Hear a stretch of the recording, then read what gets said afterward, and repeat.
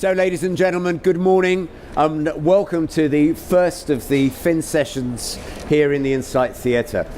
It's probably going to come as a bit of a surprise to you, but as an industry, we're kind of interested in this Brexit idea. And I don't know if you've been under a rock for the last 2 years, you won't know what we're talking about, but for the rest of us, there's agony, there's division, there's split.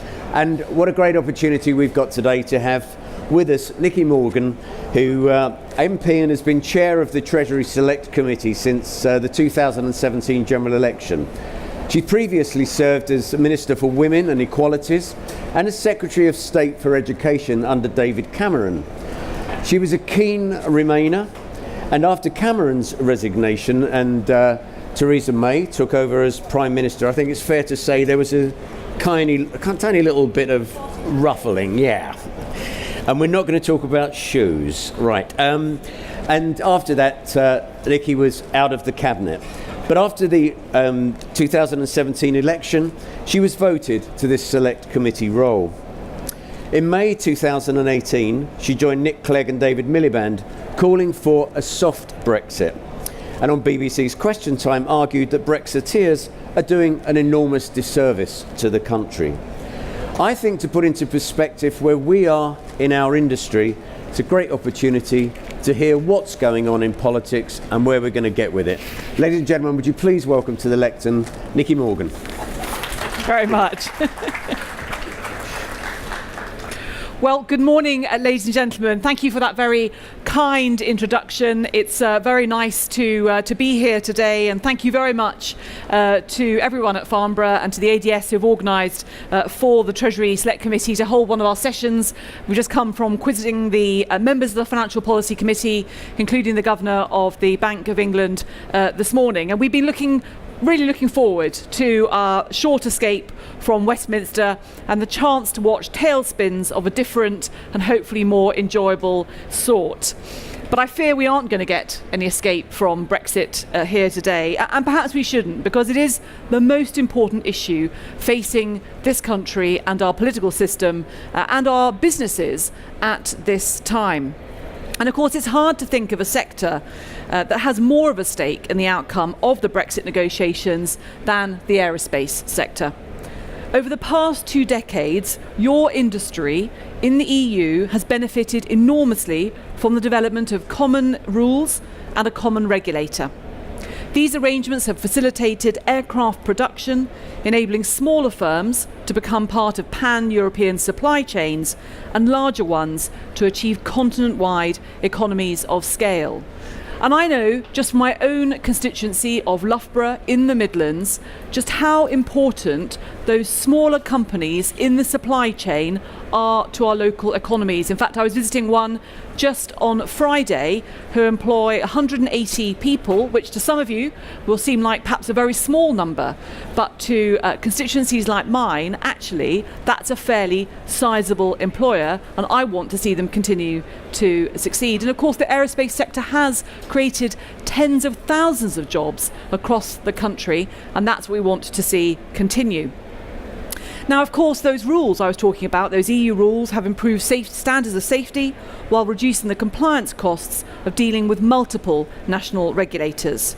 And they've enabled companies to operate freely within the European Union on a level playing field, greatly increasing choice and competition for consumers. Now, the reliance of this sector on this shared regulatory framework, underpinned by common institutions, means that the consequences of a no-deal Brexit are extremely serious, and it's something that we have just been discussing upstairs in our Select Committee session. But thanks to the interventions, the candid interventions by Airbus and by others, we are familiar now with what the details of a no-deal Brexit could mean. Because in short, in a no-deal scenario, we won't need to go to shows like this to see hundreds of grounded aircraft. So I know that the white paper proposals published last week for a common rule book and membership of EASA gives some reassurance that government understands what the industry requires. Now look, while the final destination remains uncertain, it is good for passengers to know 2 years after takeoff where the pilot at least intends to land. Now, since the referendum, the Treasury Committee has looked closely at the economic consequences of Brexit. And we recognise the profound impact on highly regulated sectors such as chemicals, medicines, and of course aerospace. And as I say, on the agenda for the committee today was another highly regulated sector, financial services. Now, of course, on the face of it, financial services might feel like to this audience a rather second-order consideration for a sector like aerospace that could be brought to a standstill if the Brexit negotiations break down. But of course, the two are closely intertwined. I have no doubt that the deals made here this week in Farnborough will be competitively priced. But planes are not cheap. The cost of the aircraft in the order books of Airbus and Boeing alone exceed €1 trillion. Financing those purchases will require deep and liquid capital markets and a thriving commercial banking sector. And nowhere does that more effectively and efficiently than our own City of London. If the activity and expertise that gives the city its world-leading edge becomes fragmented, the cost of raising finance for aircraft will rise. And already tight margins will be further squeezed. Competitiveness will fall, and ultimately airfares for ordinary people will rise. So the committee this morning was asking the Bank of England's Financial Policy Committee what the consequences or loss of existing rights of EU market access might be, and what the city can do to retain its status as the leading place to raise finance. More pressingly still, a no-deal Brexit raises questions about contractual continuity. Now, leasing has of course become an increasingly popular way of operating aircraft. Both sides of these deals need certainty that their contracts can continue to function and be serviced, come what may, on and after the 29th of March 2019. So the committee that I chair is also scrutinising the contingency arrangements that the Bank and the Treasury have put in place to preserve contractual continuity. The 2008 financial crisis showed in calamitous fashion how financial services are intertwined with the real economy. It was out of the ashes of that crisis that a new regulatory framework was created, consisting of the Financial Policy Committee we heard from this morning, who are charged with monitoring and mitigating system-wide financial stability risks. In identifying and responding to the risks of Brexit, the Financial Policy Committee faces perhaps its most important test since its creation. And the committee will continue to scrutinise its work as it did today, and we will continue to work to ensure that financial services continue to support the real economy, the economy that is driven by innovation, ingenuity and inspiration, as we see all around us today. I'd like to thank you very much indeed for being here, for listening, and I look forward to your questions. Thank you. Thank you, Nicky. Nicky, I'd like to just actually ask you a question, because like a lot of people in this room, we see this from the outside. We see it on our TV reports. We see it. Is it really as disjointed as it looks? I mean, I kind of have this hope that somewhere along the line someone will see sense on the sort of figures you're talking about on the business. Are we right to be optimistic that we are going to be able to carry on doing business this time next year? Well, I think it's a really good question. I mean, undoubtedly, it always looks, I think anything looks more chaotic from the outside. And I think what you're seeing very much is a clash between politics and business, for example. And I spend a lot of my time in city meetings with financial services, and I often say that if we left it to business to negotiate Brexit, I suspect that you'd have done it all much more quickly and much more cleanly. But the difficulty is we do have politics overlaid on it.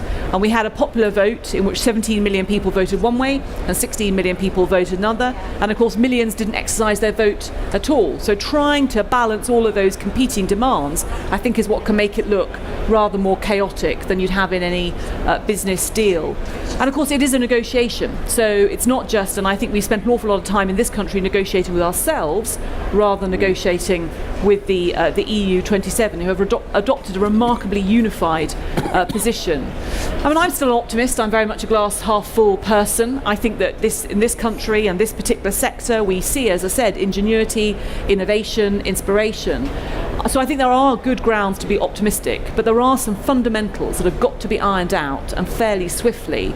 So as we were exploring upstairs, for example, different sector, but things like the derivatives contracts, actually that is something that the Bank of England, the governor was very clear, the private sector doesn't have the time, doesn't have the capacity to sort that out. So governments will need to pass rules to ensure that contracts get moved over. And I strongly suspect that actually, in terms of the aerospace sector, that's the same. There will be moments when the governments will have to step up to the plate, or the government and the commission, and that's what you want to see. I think that will happen. But as ever, anybody who's ever been involved in a commercial negotiation, and I'm a commercial corporate lawyer by background, it is an unwritten rule that all negotiations have to go right up to the wire. They have to involve all-night sessions, and everybody has to think at least 10 times, this is never going to happen, and then it does. And I very much hope and expect that that's what's going to happen this time. Now, Tom Enders from Airbus took a little bit of flack when he spoke at the ADS dinner this year, when he made his first points about the concerns Airbus has of Brexit.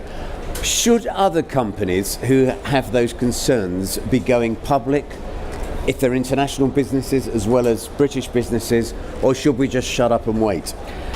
No, you absolutely shouldn't shut up and wait. I mean, I think that the Airbus intervention was pivotal.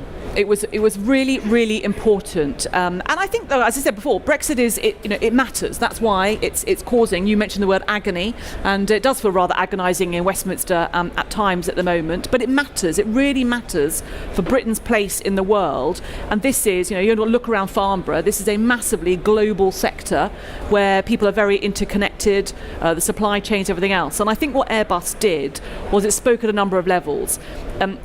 I think Greg Clark could be making, the business secretary, be making these points privately, but the importance of a really large, successful company employing, as I say, I think about 14,000 people in this country going public was very important. So it spoke to government, to ministers, reminded them of their obligations to business and to the economy.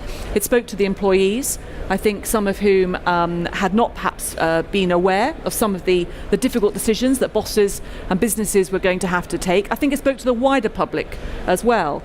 And actually, regardless of what people said 2 years ago about experts, I think there is nothing that speaks so loudly as a person from frontline business, or in my old job it was frontline education, but let's say frontline business now, who cuts through to people in a way that politicians just can't, because of course I would say that because I've got this view, and so would say that because they've got that view.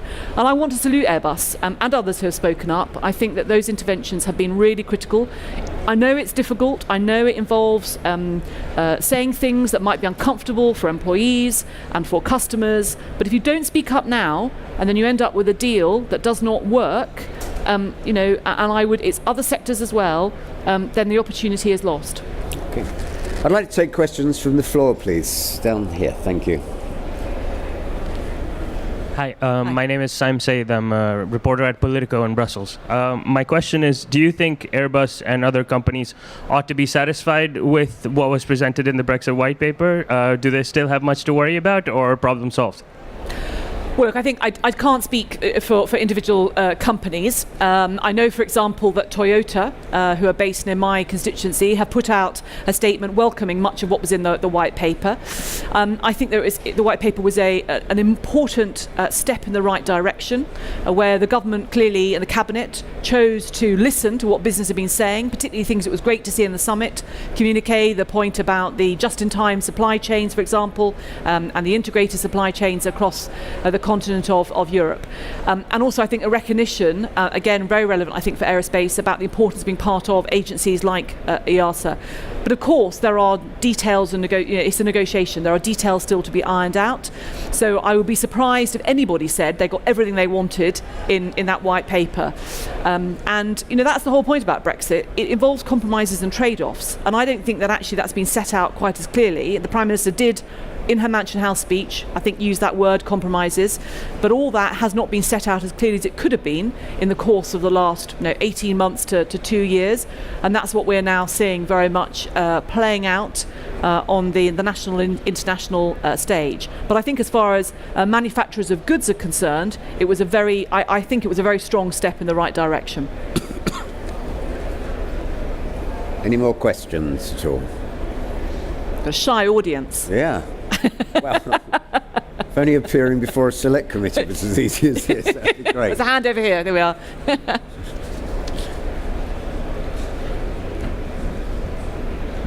Hi, Stephen Ollie. I'm actually based in Derby, so we're near neighbours, yes. actually. And I run a small business I started 10 years ago. And Brexit's not going to hurt us a great deal, I do not think, at the moment. But I've looked at the facts. I voted to remain. But once they voted to leave, I looked at the facts. And one of the things that drives me is an £80 billion difference between what Europe exports to us and what we export to them. They export 80 billion a year more to us than we export to them.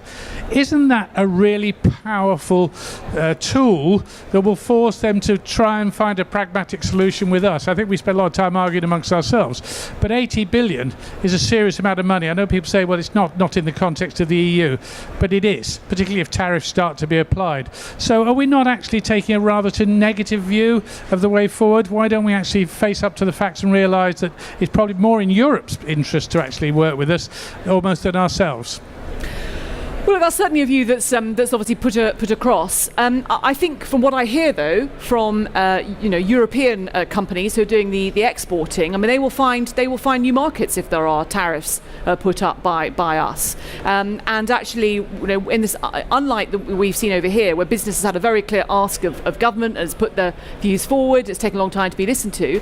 My understanding is that a lot of European businesses, I mean, I think this is one of the fundamental differences between the way we look at the EU in this country, which is very much as a trading bloc, people to do business with, and the EU look at it very much as a political institution, a framework, and that's why we've ended up in this situation, because we have completely different expectations for the European Union. But my understanding is that a lot of EU businesses have said to their governments, you do what's right for the political future of the European Union. Don't worry about us. We will find new markets, or we'll make things work with the UK if that's what's in our interest to do.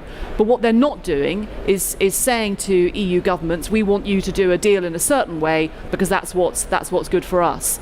And so unfortunately, I just don't think that is going to be borne out. I think we will be, unfortunately, more of the losers unless we're able to end up with a more pragmatic deal along the lines of what has been proposed at Chequers. But your basic point is right. I mean, you voted one way, same way that I did.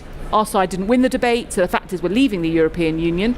I think the public sentiment in this country now is, could everyone please just get on with it, which is why the frustrations at the moment in Westminster that actually the Prime Minister put on the table a sensible position to be negotiated with the EU, and I'm afraid to see people undermining that, because that doesn't deliver their version of Brexit, goes back to this point about compromise and trade-offs, I think actually does do an enormous disservice and lets down the United Kingdom in terms of our negotiating strategy. Great. Nicky Morgan, thank you. Oh, sorry, we're going to take one last question, because I've just seen a one hand over there. So over here, please. It's just coming to you, so there we are. Just coming in front. There we are. Hello, Raymond Bachin, Northern Rose Fulbright, but former Minister of Finance in Quebec. And Canada has a free trade agreement with Europe. I'm wondering, how much time are you starting to spend, and what's your view on your relations with other countries of the world, Canada and the US and others? Well, look, it's a great question. I think that those who very much advocated for Brexit believe that there is a big wide world out there that the UK hasn't been able to explore or to conduct and agree trade agreements with because of our relationship with the EU. They've been responsible for trade policy for the last 40 years. I think it'd be fair to say that Liam Fox and his ministers spend a huge amount of time on planes, visiting different countries, working out where the potential agreements are going to be. I'm sure there are agreements out there. The issue is going going to be how long do they take to be negotiated, and what's the sort of period over which we have left being beneficiaries of the EU trade agreements before we are able to strike our own. I was in the States with the Treasury Select Committee at the end of April, and obviously we saw a little bit more of this play out last week, but the American administration were like, sure, you can have a trade agreement, it'll be on our terms, and that's the whole point. Everybody will negotiate in their own national interest. So I think the idea of there being some easy, quick wins out there is going to be difficult to see how that plays out. But of course, one of the other issues is going to be, exactly, Canada has a trade agreement now with the EU, and one of the things that's going to play out is how do we separate. And we're a ourselves nicer from that? country than US. Oh yeah, well, I have no doubt about that, and we value very much our friendship and our relationship with Canada. But how do we disentangle ourselves and take some of the parts of the current EU trade agreement that particularly work for the UK-Canadian relationship, and how do we roll that over? And I think one of the issues is going to be for our UK Parliament. We have not been scrutinising trade agreements for the last 40 plus years, and so we have got to relearn and learn a whole new way of doing that. And I think what we'll see is that trade agreements are quite political, and even when TTIP was talked about between the US and the EU, that caused enormous ructions in the UK Parliament, lots of opposition to elements of that, and I think again that's something that we are going to find as a whole new way of conducting ourselves in Parliament. Great. Nicky, thank you very, very much for joining us this morning. Ladies and gentlemen, please show your appreciation. Thank you.